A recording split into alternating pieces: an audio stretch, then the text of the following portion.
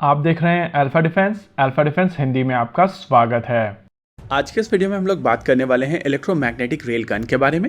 आप में से जो लोग हम लोगों को बहुत पहले से फॉलो कर रहे हैं उनको पता होगा कि हम लोग इलेक्ट्रोमैग्नेटिक रेल गन के ऊपर पहले भी कुछ वीडियोस कर चुके हैं। प्रिसाइसली 3 वीडियोस हम लोग इन टोटल कर चुके हैं, जहां पर पहले वीडियो के दौरान हम लोगों ने बताया था कि भारतीय नौसेना के लिए जो नेक्स्ट जनरेशन डिस्ट्रॉयर्स बनाए जाएंगे उनको लेकर रेल गन स्टडी की जा रही है।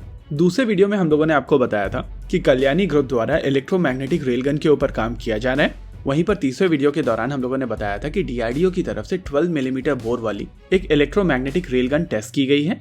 इसी वीडियो के दौरान हम लोगों ने आपको ये भी बताया था कि एक 30 मिलीमीटर बोर वाली इलेक्ट्रोमैग्नेटिक रेलगन इस समय डिजाइन में है और उससे भी बड़ी रेलगन आने वाले समय में बनाई जाएगी। आप में से कुछ लोग यहाँ पर सोच सकते हैं कि हम लोग यहाँ पर पुराने वीडियोस के बारे में क्यों बात कर रहे हैं। देखिए, इसके पीछे कारण है कॉन्टेक्स्ट। अगर आपने पिछले वीडियोस नहीं देखे हैं तो इस क्विक रिकैप के बाद में आपको पता चल चुका है कि डीआरडीओ की तरफ से इलेक्ट्रोमैग्नेटिक रेलगन के ऊपर काफी पहले से काम किया जा रहा है। इसके अलावा डीआरडीओ के साथ साथ कल्याणी भी इलेक्ट्रोमैग्नेटिक रेलगन के ऊपर काम कर रही है और डीआरडीओ ऑलरेडी 12 मिलीमीटर और 30 मिलीमीटर की रेलगन्स को सक्सेसफुली टेस्ट कर चुका है। इसके अलावा डीआरडीओ और भी बड़ी गन के ऊपर काम कर रहे हैं और ये अपडेट हम लोगों ने आपको दिया था साल 2022 में। अब यहाँ पर आपका ऑब्वियस क्वेश्चन होगा कि ये सब तो ठीक है, लेकिन आज हम लोग इस गन के बारे में क्यों बात कर रहे हैं। कारण ये है कि जिस बड़ी गन के बारे में हम लोग बात कर रहे थे उसको लेकर कुछ एक्सक्लूसिव डिटेल्स हमारे हाथ लगी हैं और उसके बारे में इस वीडियो के दौरान हम लोग बात करेंगे।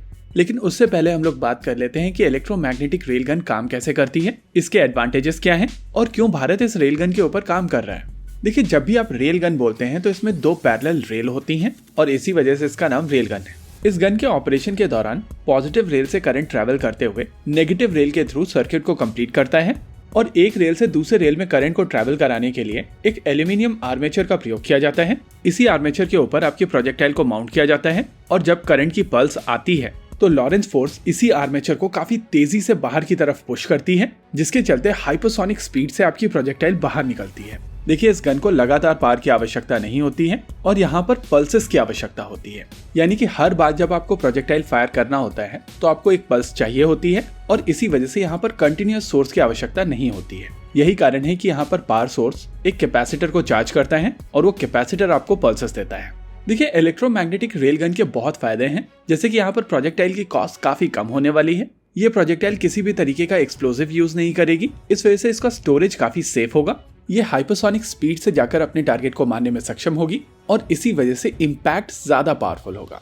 आमतौर पर नेवल आर्टिलरी गन्स की रेंज 13 से 14 नॉटिकल माइल्स के आसपास होती है, लेकिन रेलगन के केस में यूएस नेवी की तरफ से जो सिस्टम टेस्ट किया जा रहा है वहां पर वो लगभग 100 माइल्स की रेंज अचीव करने की कोशिश कर रहे हैं। लेकिन इसका डाउनसाइड ये है कि इसको बहुत ज्यादा पावर की आवश्यकता होती है और फिलहाल जो यूएस नेवी का सिस्टम मौजूद है उसमें रेल्स को बहुत ज्यादा डैमेज होता है। हालांकि ये चीज क्लियर नहीं है कि क्या डीआरडीओ के सिस्टम्स के साथ में ये परेशानी है या नहीं, क्योंकि डीआरडीओ की शुरुआत काफी हम्बल रही है और क्योंकि उनकी तरफ से बहुत बड़े प्रोजेक्टाइल्स का प्रयोग नहीं किया जा रहा है, इस वजह से ये चीज क्लियर नहीं है कि क्या उनको भी यूएस नेवी वाली परेशानियां हो रही हैं या नहीं।